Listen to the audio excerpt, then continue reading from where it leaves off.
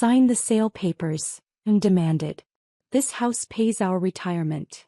I slid my deed across. Irrevocable trust 2020 $3.4 million. The lawyer froze. This is protected property. Your parents have no authority. Mom's hand shook. Within 24 hours they weren't talking about retirement. But let me start at the beginning. Because the moment my mother tried to sell my house wasn't random. It was the culmination of 28 years of being the child who didn't matter. The daughter who was supposed to be grateful. The one who owed them everything and would never be able to pay it back. My name is Rebecca Morgan. I'm 32 years old. And I've spent most of my life being invisible in my own family. I'm the youngest of 3. My sister Caroline is 38. My brother James is 35. And then there's me. The accident. The surprise. The one they weren't planning for. Caroline graduated from Yale Law. Partner at a major firm in Manhattan by 34. James went to Princeton then Stanford Business School. Private equity now. Both of them live in expensive cities, visit on holidays and get praised endlessly for their accomplishments. I went to University of Washington. Studied computer science. Graduated with no debt thanks to scholarships and working 3 part-time jobs. Started as a software engineer at a mid-sized tech company in Seattle making $78,000 a year. At family dinners, Caroline talked about cases she was winning. James talked about deals he was closing. I talked about code I was writing. That's nice, dear, Mom would say, already turning back to Caroline. The house I grew up in was a 4-bedroom Craftsman in Queen Anne, Seattle. My parents bought it in 1989 for $385,000. By 2015 it was worth $2.1 million. They'd refinanced it 3 times. The mortgage was $3,800 a month. In 2016 when I was 24 they sat me down. Rebecca, we need to talk about the house, Dad said. Okay. We're getting older. The mortgage is expensive. We're thinking about our retirement. That makes sense. Mom leaned forward. We're going to sell. Downsize. Use the equity for retirement. Where will you move? We're looking at condos. Maybe in Fremont. Somewhere smaller. I nodded. Sounds good. The thing is, Dad continued, we'd like to sell sooner rather than later. Within the year. Okay. Which means you'll need to find your own place. I was living in the basement at the time. Paying $600 a month. It was cheap. Convenient. I'd been saving aggressively, putting away $2,000 a month toward a down payment on my own place. How soon? I asked. 6 months. Maybe 8. I can do that. Mom smiled. We knew you'd understand. Caroline and James both moved out years ago. It's time for you to build your own life. What she didn't say, Caroline and James had moved out to Yale and Princeton. I was 24 working full-time and still living at home because it was financially smart. But I didn't argue. I just started looking for apartments. 2 months later I found a place. 1 bedroom in Capitol Hill. $1,800 a month. Not ideal but doable. I told my parents at Sunday dinner. That's wonderful. Mom said. When do you move? End of the month. Perfect timing. We just accepted an offer on the house. I paused. Already? I thought you said 6 to 8 months. The market is hot. We got an offer we couldn't refuse. $2.3 million. But I don't move out for 3 more weeks. That's fine. The closing is in 60 days. You'll be gone by then. I moved out on schedule. Into my Capitol Hill apartment. Started my life as an actual independent adult. 3 months later I drove by my childhood home. There was a sale pending sign in the yard. 6 months later I drove by again. The sign was gone. My parents were still living there. Called Mom. I thought you sold the house. The deal fell through. Inspection issues. They wanted us to fix too many things. So you're not moving? We're relisting. Don't worry about it, Rebecca. A year passed. Then my parents were still in the house. At family dinners they never mentioned selling. Never mentioned downsizing. They kicked me out for a sale that never happened. I never brought it up. I just watched. And I planned. In 2018 I was 26 years old. I'd been promoted twice. I was making $142,000 as a senior software engineer. I'd saved $85,000. Then my company got acquired. Amazon bought us for $890 million. My equity package, $1.4 million after taxes. I didn't tell anyone. Not my parents. Not my siblings. Not my friends. I took that money and I invested it. Index funds. Real estate investment trust. A diversified portfolio managed by an advisor who didn't know my family. By 2020, my investments had grown to $2.1 million. That same year, COVID hit. The real estate market went insane. People were fleeing cities. Then returning. Prices were volatile. In June 2020, my parents called a family Zoom meeting. "We have an announcement," Dad said. Caroline and James were on the call. I was in my apartment, coffee in hand. "We've decided to sell the house," Mom said. "For real this time." "Okay," Caroline said. "How much are you asking?" "We're hoping for $2.8 million. The market is crazy right now." James nodded. "That's great. You'll have enough for a comfortable retirement." "That's the plan." "Where will you move?" I asked. "We're looking at senior living communities. Something with amenities. Healthcare on site." "Sounds smart." The call ended. I sat in my apartment thinking. My childhood home. $2.8 million. My parents would sell it to strangers. Use the equity for retirement. That house I'd been kicked out of for a sale that took 4 years to actually happen. I called my real estate agent. "I want to make an offer on a property." "Which one?" I gave her the address. "My childhood home." "Rebecca, isn't that your parents' house?" "Yes." "They know you're making an offer?" "Not yet. I want to offer $3.1 million. Kish. Close in 30 days. That's significantly over asking." "I'm aware. I want the offer to be impossible to refuse." "Hey. I'll draft it." 2 days later, my agent submitted the offer. $3.1 million. Kish. 30-day close. No inspection contingencies. No financing contingencies. Clean offer. My parents called me that evening. "Rebecca, someone made an offer on the house." "That's great, Mom." $3.1 million. All cash. They want to close in 30 days. "Wow. We're going to accept. It's too good to pass up." "You should. The thing is, we need to be out in 30 days. That's very fast. Do you need help moving? Would you?" Caroline and James are both so busy. Of course. What my parents didn't know, the buyer was Morgan Property Trust LLC.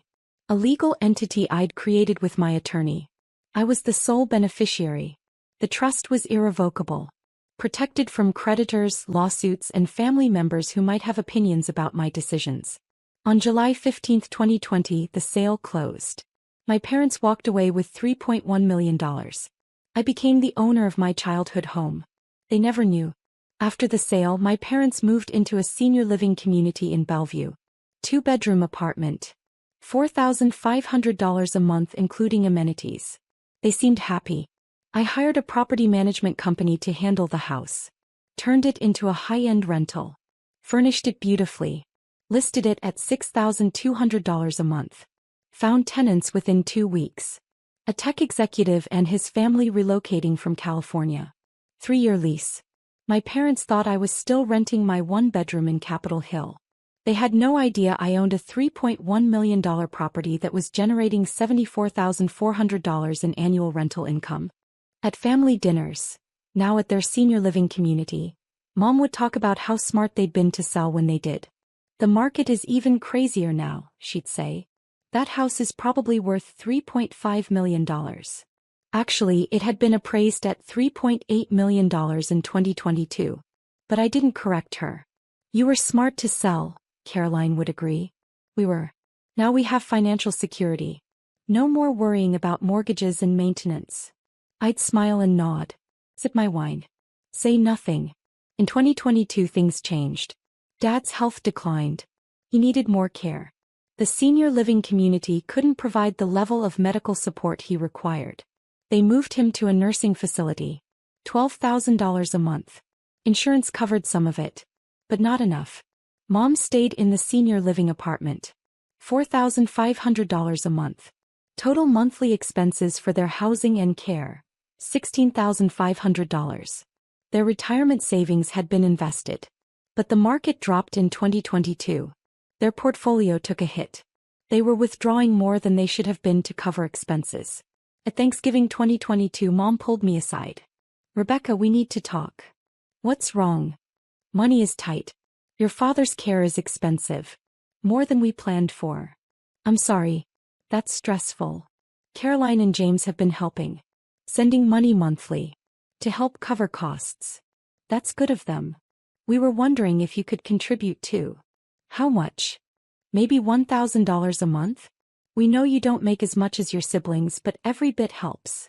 I did the math in my head. I was making $240,000 a year now as a principal engineer. My rental property was generating $74,400 annually. My investment portfolio was worth $4.2 million. "I can do that," I said. "Really? Rebecca, thank you. You're such a good daughter." I started sending $1,000 a month. Direct deposit into their account. What they didn't know, Caroline was sending $3,000 a month. James was sending $2,500 a month. My contribution was the smallest, because I was already supporting them in a way they couldn't see. The house they'd sold, the one funding their retirement, I'd bought it. I owned it. The sale proceeds they were living on came from me. But they didn't know that. So they saw my $1,000 monthly contribution as generosity, while seeing Caroline and James's larger contributions as the real support. At Christmas dinner, Mom made a toast. "To Caroline and James, who have been so generous in helping us through this difficult time." I raised my glass. Said nothing. In May 2023, Mom called me, crying. "Rebecca, we have a problem." "What happened?" "Your father's care is getting more expensive. He needs specialized treatment. The costs we can't keep up." "How much do you need?" "It's not just about needing more money. It's about sustainability. We're depleting our savings. The money from the house sale, it's not going to last as long as we thought." "What are you going to do?" "We've been talking to a financial advisor. He suggested we look at our assets." "Okay. The thing is, when we sold the house, we didn't structure the sale to minimize taxes properly. We took a big capital gains hit. It was a mistake. I knew that. I'd structured my purchase through the trust specifically to avoid that kind of mistake when I eventually sold." "That's unfortunate," I said. "Our advisor said we should have kept the house. Put it in a trust. Used it as a revenue-generating asset while protecting it from taxes and creditors. That would have been smart. But we sold it. And now that money is just sitting in investments that are losing value." I waited. "Rebecca, we're thinking about buying another property. A rental. Something that can generate income." "With what money?" "We still have about $1.8 million in savings. We could buy a smaller property. Rent it out. Use the income to offset your father's care costs." "That could work. We've been looking at properties. There's a townhouse in Ballard. $1.2 million. We could rent it for $4,000 a month." I did the math. $4,000 monthly rent minus property taxes, insurance, maintenance, and property management fees. They'd net maybe $2,500 a month. It would help, but it wouldn't solve their problem. "Have you talked to Caroline and James about this?" I asked. "James thinks it's a good idea. Caroline is worried about us taking on property management at our age." "That's valid. We're going to use a property management company. Like people do. Like I did, I thought. When are you buying?" "We're making an offer next week." They bought the Ballard townhouse in June 2023. $1.2 million. It took 4 months to find tenants. By the time they did, they'd spent $35,000 on updates and repairs the property management company said were necessary to command market rent. The tenants moved in October 2023. $3,800 a month. After expenses, my parents netted about $2,100 monthly. It helped. But it wasn't enough. In February 2024, Mom called again. "Rebecca, we need to have a family meeting. All of us." "About what?" "Your father's health. Our finances. The future." "Hey. When?" "This weekend. Can you come to our apartment?" "I'll be there." Saturday morning I drove to Bellevue. Caroline flew in from New York. James drove up from Portland where he'd moved for a new opportunity. We sat in Mom's living room. Dad was at the nursing facility. This meeting was about him, but without him. Mom looked tired. Older than her 68 years. Thank you all for coming, she started. I need to be honest with you about our financial situation. She laid it out. Dad's care was now costing $14,500 a month. Her apartment was $4,500. Total monthly expenses, $19,000. Their income, Social Security $3,800, investment withdrawals $6,000, and rental property income $2,100. Total, $11,900 monthly. Shortfall, $7,100 per month. Caroline and James have been contributing $5,500 combined. Rebecca contributes $1,000. That gets us to $18,400. We're still short $600 monthly, which comes from savings. How much is left in savings? James asked. $580,000. At our current burn rate, that's about 6.5 years. Your father's doctors say he could live another 10 years. The math was clear. They were going to run out of money. What are the options? Caroline asked. We need to increase income or decrease expenses. Dad's care is non-negotiable, James said. Agreed. Which means we need to look at other options. Mom took a breath. We've been thinking about the house. Our old house in Queen Anne.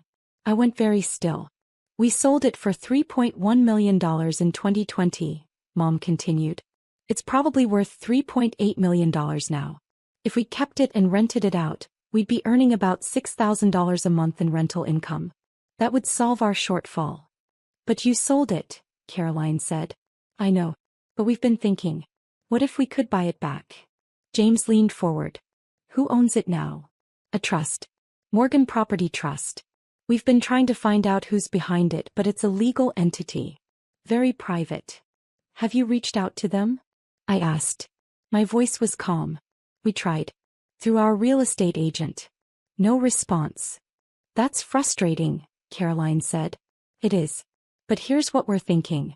We have the Ballard townhouse. It's worth about $1.3 million now. We could sell it.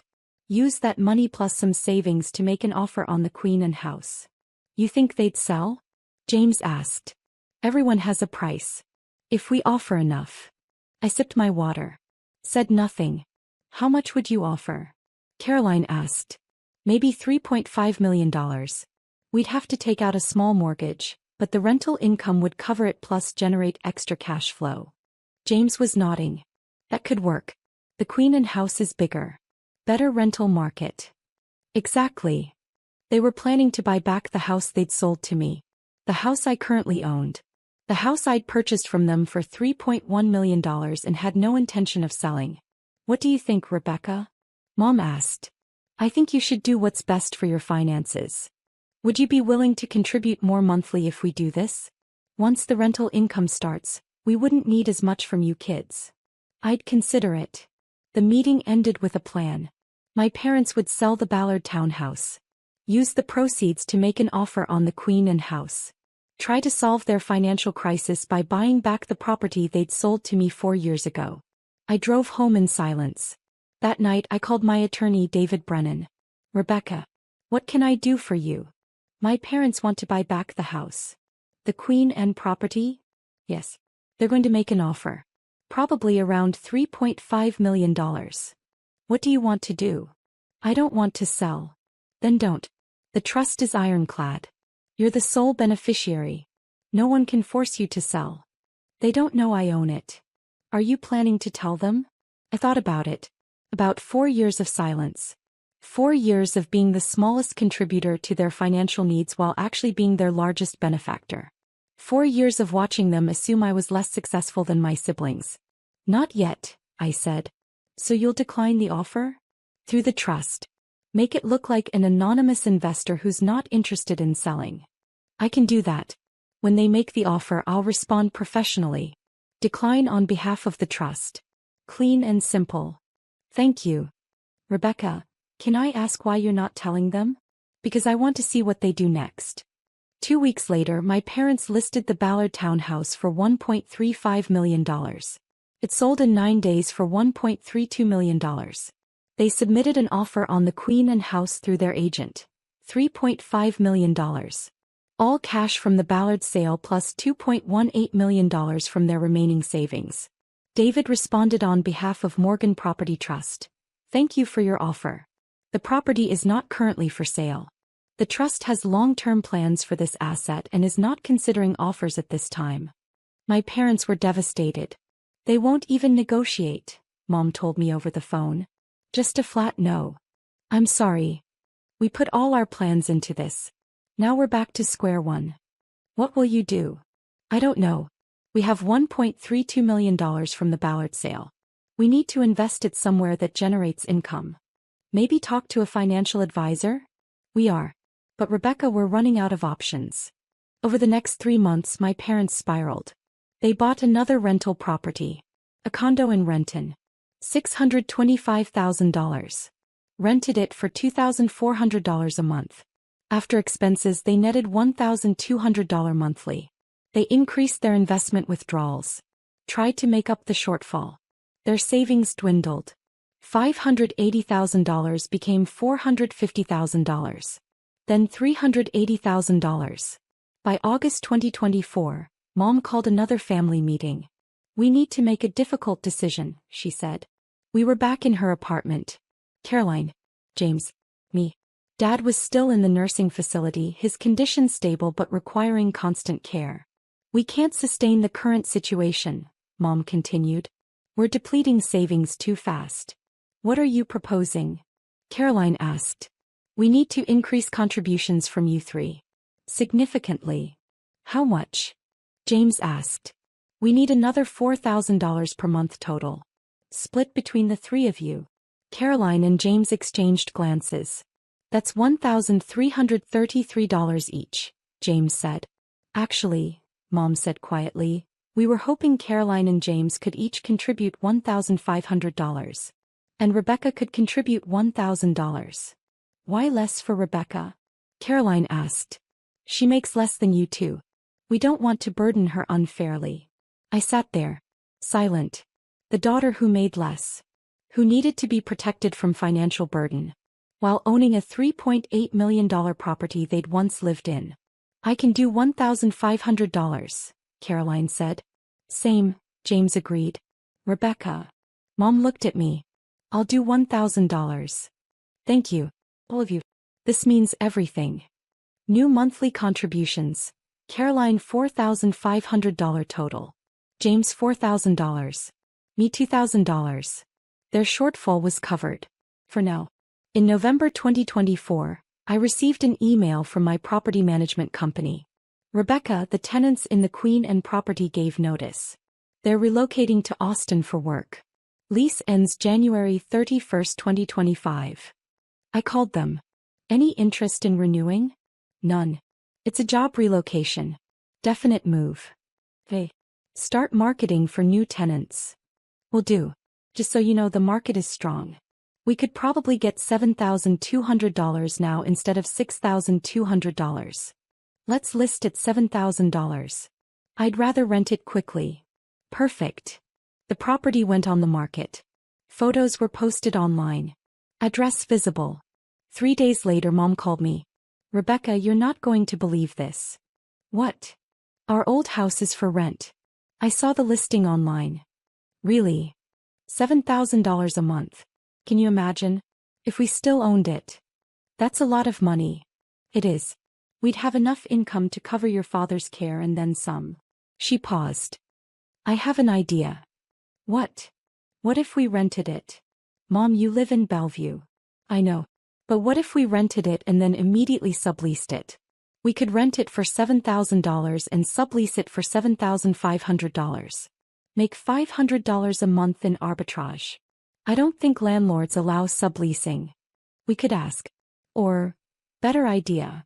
What if we told the landlord we wanted to rent it long-term, then approached them about buying it? You already tried that. But that was an anonymous offer. For tenants, we have a relationship. We could negotiate from inside. This was getting absurd. Mom, I don't think that's a good idea. Why not? Because it's dishonest. And risky. And probably against the lease terms. Rebecca, we're desperate. Your father needs care we can barely afford. This house, our house, could solve everything.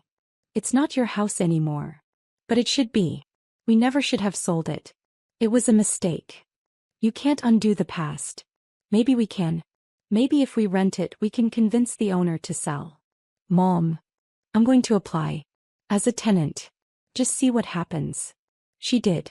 Morgan Property Trust received a rental application from Ellen Morgan, my mother, applying to rent the house she'd sold 4 years ago. The house I owned. My property manager called me. Rebecca, this is unusual. I know. What do you want me to do? Deny the application. On what grounds?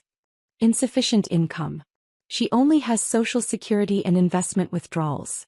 That doesn't meet the income requirements of 3 times monthly rent. That's true. She'd need an income of $21,000 monthly. She only shows about $9,800. Deny it. Professionally.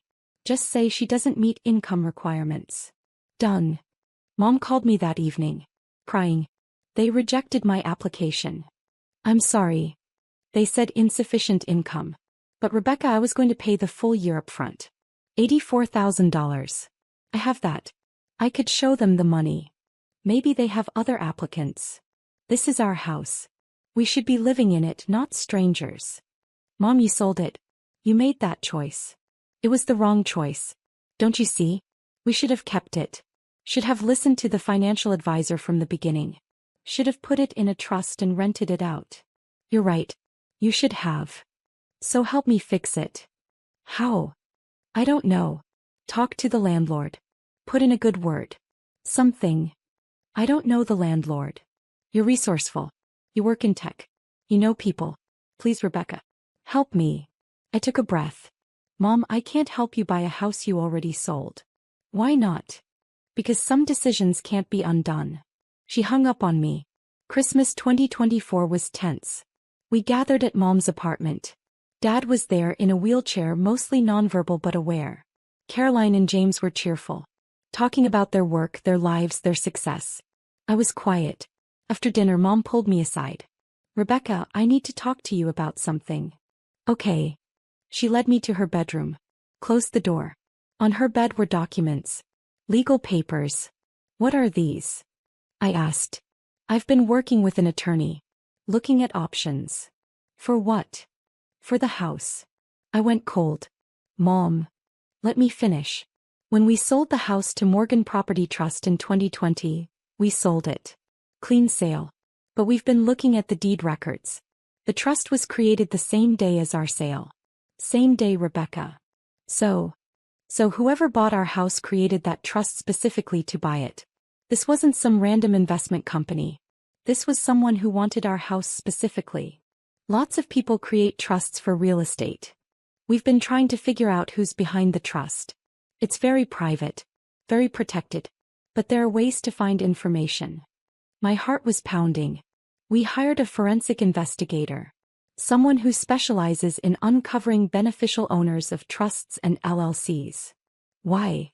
Because I want to know who's living in our house. Who took it from us? No one took it from you. You sold it. For $3.1 million. It's worth $3.8 million now. We left money on the table. That's not how sales work. Rebecca, the investigator, found something. He picked up a document. Handed it to me. It was a report. Financial forensics. Tracking the money from my parents' sale through various accounts and entities. And there on page 4 was my name. The purchase funds originated from an account at First Seattle Bank. Account holder, Rebecca Morgan. Transferred to Morgan Property Trust. Then used to purchase the property. I stared at the document. You bought our house, Mom said quietly. Yes. Why? Because you were going to sell it anyway. I wanted to keep it in the family. By lying to us? I didn't lie. You never asked who bought it. This is unconscionable. You let us think we sold to strangers. You let us struggle financially while owning a property that could solve all our problems. You sold it willingly. For a fair price. Above asking. You're our daughter. Which is why I paid you $3.1 million for a house worth $2.8 million. I gave you a gift. You just didn't know it. Mom's hands were shaking. We want it back. It's not for sale. Rebecca, please. Your father needs care. We're running out of money. That house could save us. You have the money from selling it. $3.1 million. That was supposed to fund your retirement. We made mistakes. We didn't plan for your father's health issues. For the market downturn. For life. You didn't plan for life. And now you want me to fix it by giving you back an asset I purchased legally and fairly. We're your parents. I know. Which is why I've been contributing $2,000 a month to your expenses. On top of the $3.1 million I already gave you for the house. That's not enough. Then sell your condo in Renton. Downsize your apartment. Cut expenses. Do what every other retiree does when they need to adjust their lifestyle. Or you could just give us the house back. No. No. It's my house. I bought it. I own it.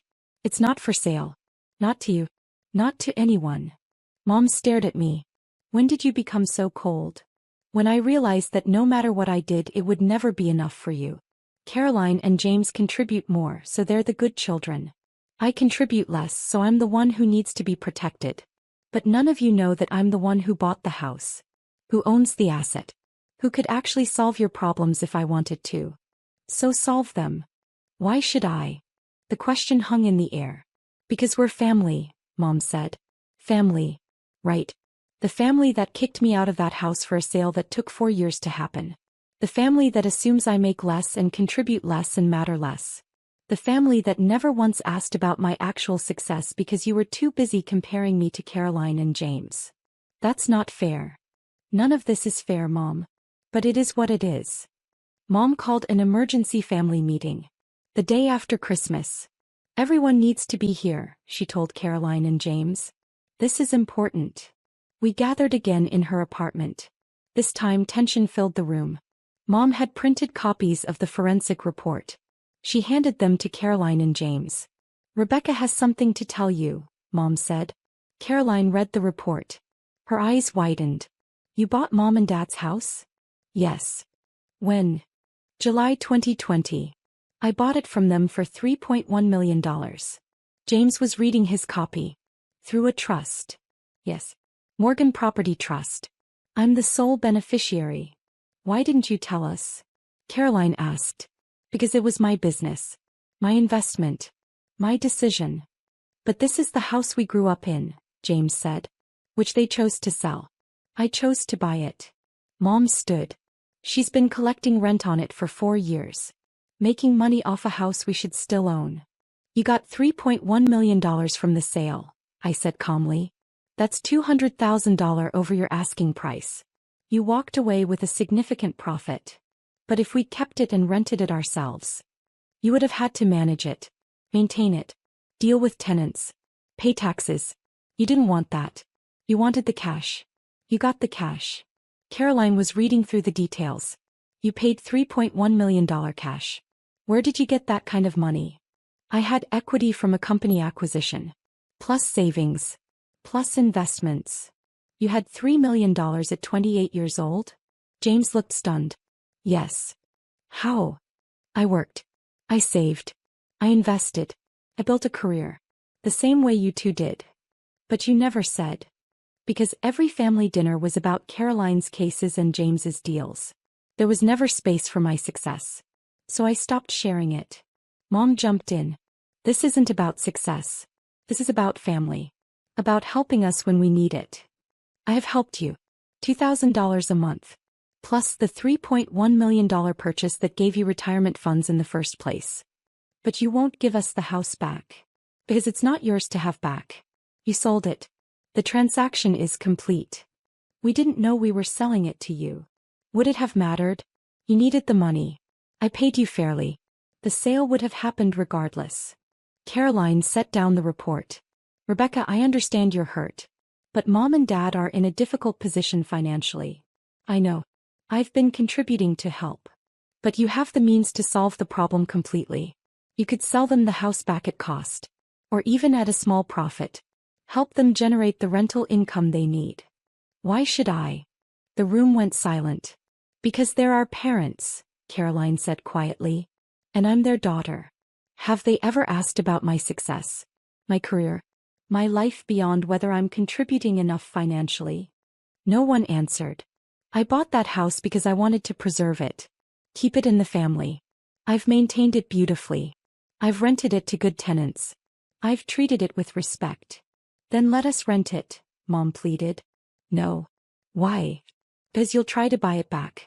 You'll scheme and negotiate and make my life miserable trying to get ownership. I know how this works. That's not true. You hired a forensic investigator to find out who owned it. You applied to rent it with plans to sublease it. You've been treating this like a game to win instead of a closed transaction. James leaned forward.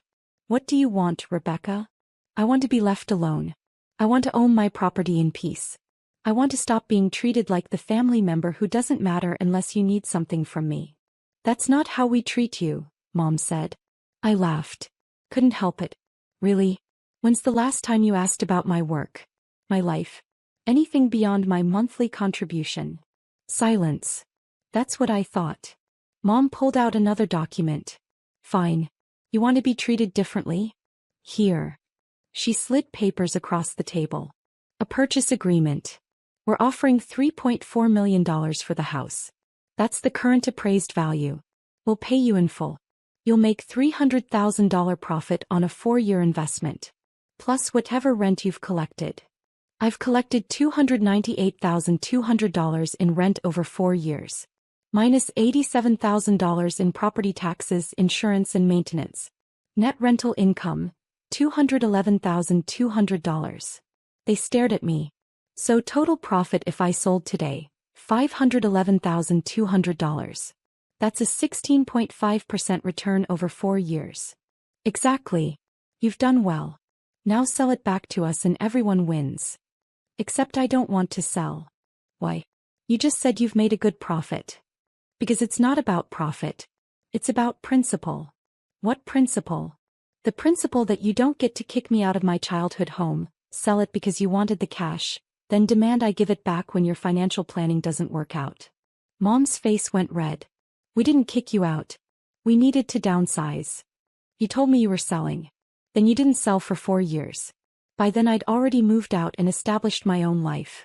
The sale wasn't about downsizing. It was about cashing in. That's not fair. Life isn't fair, Mom. You taught me that every time you compared me to Caroline and James. Caroline stood. Rebecca, this is getting out of hand. Is it? Or is it finally honest? What do you want? James asked again. I looked at my family. My mother who'd hired an investigator. My siblings who contributed more money than me because they assumed I had less. I want you to sign something, I said. What? I pulled out a document I'd had David draft. Just in case. It's a family agreement. It states that Morgan Property Trust's ownership of the Queen and property is acknowledged and accepted by all family members. That no further attempts will be made to purchase, rent, or claim the property. That my ownership is respected and final. You want us to sign away our rights to our own house? Mom was incredulous. It's not your house. It hasn't been your house since July 15, 2020. This just formalizes that reality. And if we don't sign? Then I stop contributing financially. No more $2,000 a month. You figure out Dad's care on your own. You can't do that. I can. And I will. You have a choice. Sign the agreement and I continue contributing $2,000 monthly, possibly more if I see genuine respect for my boundaries. Or refuse to sign and you get nothing from me. Caroline grabbed the agreement. Read through it. This is actually reasonable. It just says we acknowledge Rebecca's ownership and won't pursue the property. I won't sign, Mom said. Then I won't contribute, I replied. Rebecca, James started. I'm done being the family member who doesn't matter until you need money. Done being dismissed. Done being underestimated. Sign the agreement or don't. But make a choice. They signed. Mom did it last, her hand shaking with rage. But she signed. There, she said. Happy. Not particularly. But clear. You've destroyed this family, she said. I've set boundaries. If that destroys us, We weren't much of a family to begin with. I gathered the signed agreements. Handed copies to everyone. I'll continue contributing $2,000 monthly, I said. If Dad's care needs increase, talk to me. I'll consider increasing my contribution. But the house is off the table. Permanently.